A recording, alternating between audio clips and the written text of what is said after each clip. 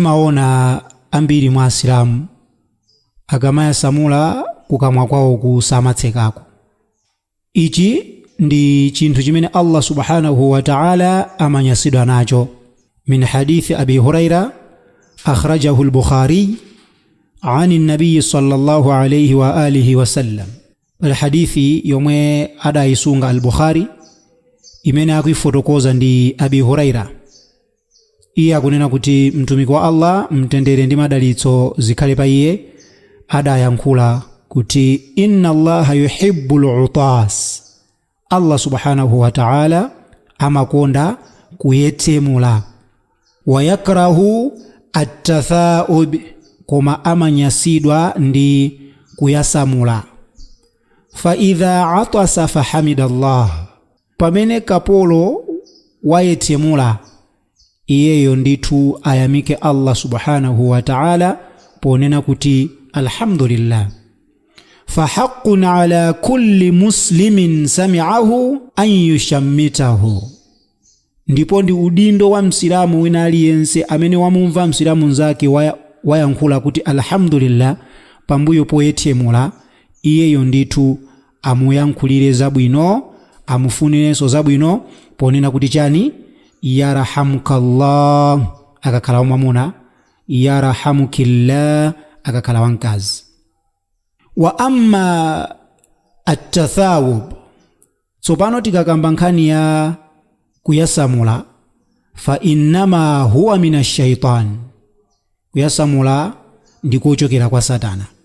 Faliyaruddahu mastata', choncho iyeyo akupondereze kuyasamulaku mmene angatere, ayesetse kuti akupondereze kuyasamulaku kusamuchitikire. Fa idha qal ha, ndipo ngatiye ujazapezeka zoti zakanika kuti kuyasamulaku kwachitikabe, munthu uja nanena kuti ha mene amapangira muja, dhahika minhu shaitan, Satana amamuseka munthuyo.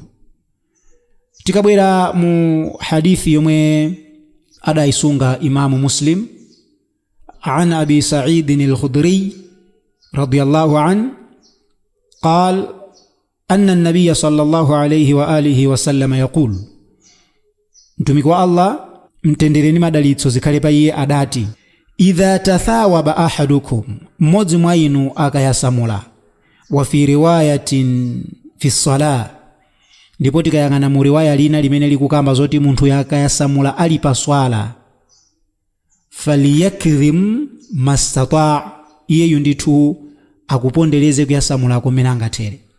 Fa inna shaitana yadkhul, chifukwa Satana amalowa mkamwamo. Ndiye tuona kuti choyambirira shaitani amalowa mkamwa, ndipo akalowa mkamwamo munthu uja ndikupanga ha amamuseka ali mkamwamo uja shaitani.